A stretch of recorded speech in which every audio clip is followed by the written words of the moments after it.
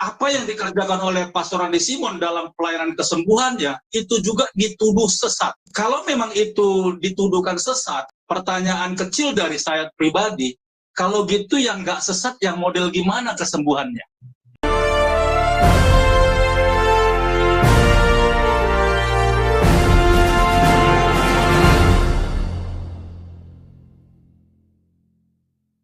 Oke, karena bersama kita juga hambanya Pak Daud, barangkali ada hal yang ditaruh Tuhan dalam hati untuk disampaikan. Silakan Pak. Terima kasih Pak Berton dan teman-teman. Apa yang sudah dibahas tadi oleh Pastor Joshua Tewu dan tadi yang sudah dijelaskan oleh Pak Denny dan juga Pak Ardi, dan juga yang sudah ditambahkan oleh Pak Yohanes Ratueda, ya itu kan karena efek daripada apa yang mereka sudah perbuat, sehingga Pastor Andi pun sebenarnya kepingin menyelesaikannya secara pelayanan, tapi kelihatannya ini tidak akan bisa berhenti, karena ini bukan lagi main-main, tetapi serius, bukan lagi di ranah kegerejaan, tetapi udah bicara tentang efek-efek yang harus berurusan dengan hukum. Saya nggak mempertajam lagi di bidang hukum karena itu sedang akan proses dan biarlah nanti keputusan pengadilan yang akan menyelesaikannya, karena memang harus seperti itu. Itu sebabnya pemerintah tadi sudah dibahas oleh hambanya, diadakan bagi kita agar kita benar-benar belajar taat, begitu loh, belajar tentram. Nah, saya kembali lagi ke titik awal, sebenarnya kenapa mereka begitu bencinya gitu loh, begitu nggak sukanya dengan Pastor Andi Simon. Ini yang menjadi permasalahan. Sementara saya ikutin Pastor Andi Simon, si penyembuh jalanan ini dari awal, sebenarnya dia nggak pernah nyinggung-nyinggung orang, nggak pernah curi jemaat gitu ya, nggak pernah menjelek-jelekkan denominasi. Nah kok tiba-tiba kucuk-kucuk ada orang nyerang dia, kemudian fitnah di video, dan saya pernah juga ikut juga gitu ya, masuk membahas itu gitu loh. Nah ini yang perlu dipertanyakan. Memang Pastor Andi Simon melakukan kejahatan apa sama mereka? Sehingga mereka kok bisa sedemikian rupa untuk menjatuhkan Pastor Andi. Apa sih sebenarnya? Sampai-sampai ada lagi tuduhan-tuduhan katanya pengajaran yang sesat. Nah ini saya bahas dulu di pengajaran sesat ini ya. Nah selama ini kita boleh lihat apakah memang Pastor Andi Simon mengajarkan? Kayaknya nggak ada itu. Nggak ada, karena yang Pastor Andi Simon lakukan itu praktek iman, bukan pengajaran. Kalau pengajaran itu artinya orang yang didoakan sama dia itu melakukan juga seperti Pastor Andi Simon karena sudah diajarkan cara penyembuhan. Kalau diajarkan, saya yakin memang itu bukan dari Tuhan. Karena ada sesuatu yang diimpartasi oleh Pastor Andi Simon ke orang lain untuk melakukan juga seperti apa yang Pastor Andi Simon lakukan.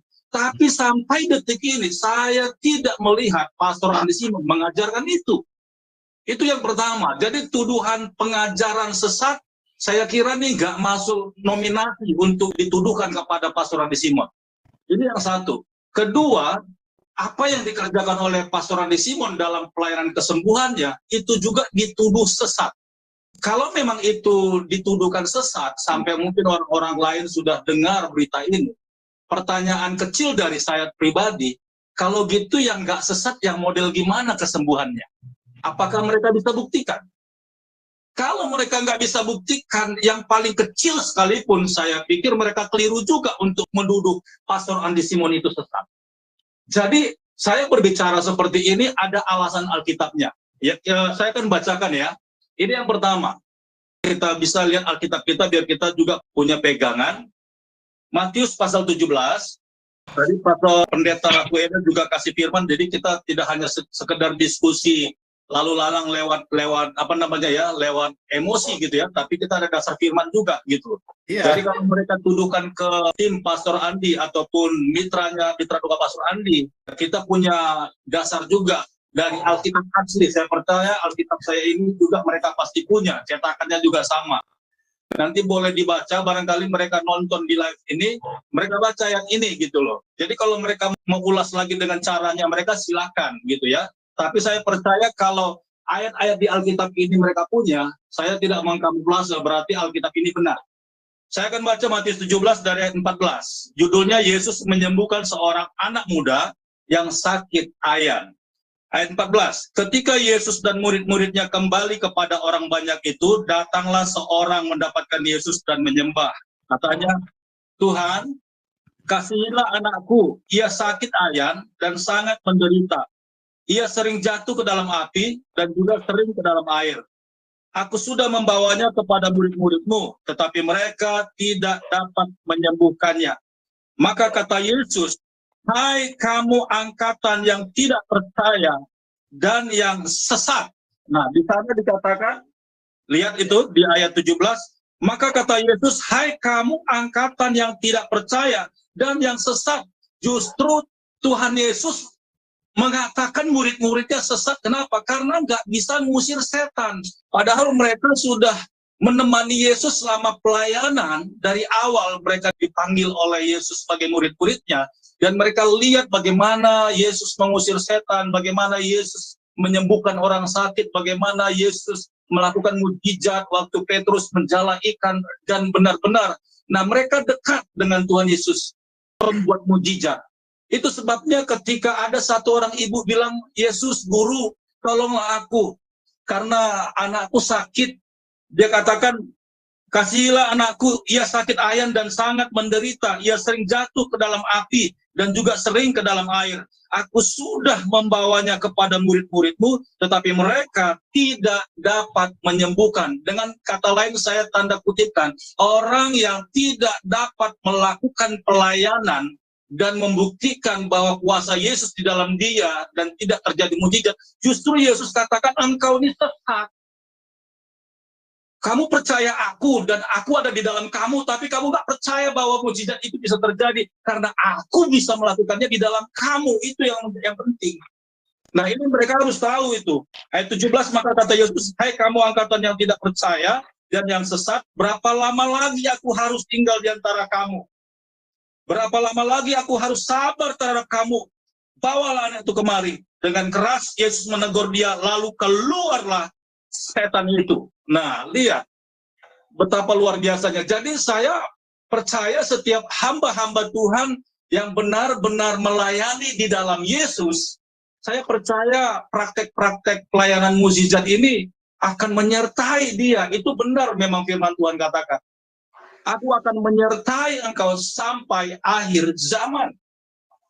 Ini yang pertama. Yang kedua, coba kita lihat dulu di Markus 9.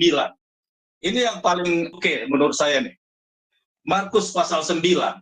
Dari ayat 38 sampai 41. Judulnya, seorang yang bukan murid Yesus mengusir setan. Balik lagi mengusir setan. Tapi ini bukan murid Yesus.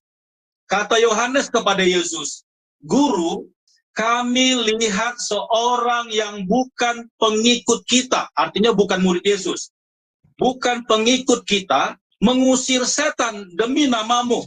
Lalu kami cegah orang itu. Lihat, murid-muridnya mencoba melarang orang itu. Karena ia bukan pengikut kita.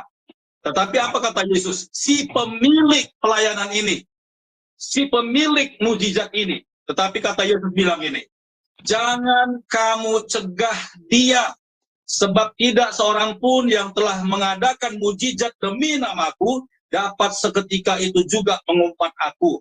Barang siapa tidak melawan kita, ia ada di pihak kita. Wow. Amin. Sekali kan? Yesus sendiri tidak istilahnya mengkat orang itu. Hei, kamu bukannya bagian saya, kamu bukannya grupnya saya, enggak begitu. Tapi Yesus dengan bijaksana bilang, barang siapa tidak menentang namaku, dia ada di pihak kita.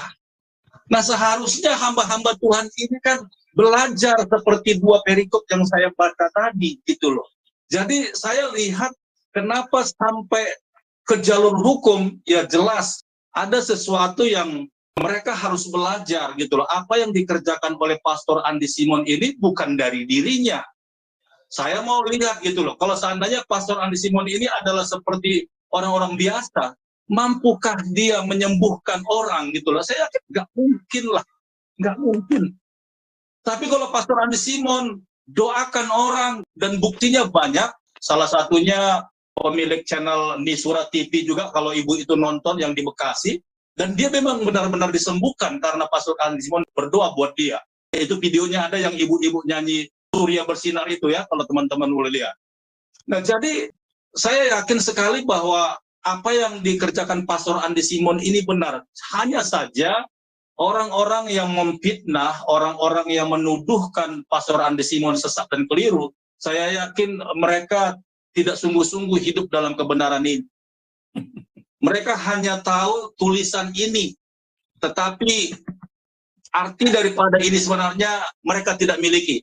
Pak Yohanes Ragueda sama Pak Berton, juga Pak Dedi dan Pak Ardi dan juga Pastor Di, ini buku satu-satunya buku keajaiban yang ada di dunia. Percaya atau tidak? Amin.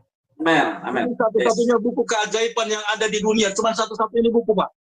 Dan di dalam buku inilah tertulis yang tidak ada menjadi ada. Dari penciptaan isi dunia sampai manusia, itu ada di sini. Itu artinya apa, Pak? Kalau kita mau percaya isinya, kalau kita mau mempelajari Alkitab ini, kita harus percaya bahwa buku ini adalah buku keajaiban. So, kalau kita hidup ini, maka hidup kita akan masuk ke dalam keajaiban, Pak. Amin. Amin. Nah, itu dia. Jadi, saya berharap sekali kepada teman-teman yang mendengarkan, yang menyaksikan video YouTube ini, kalau saudara-saudara percaya bahwa Alkitab ini adalah buku keajaiban, itu artinya kalau saudara mau masuk ke dalamnya, saudara harus melewati yang namanya hidup dalam keajaiban. Ya, itu dulu Pak Berton. Oke, terima kasih hambanya Pak Pastor Daud.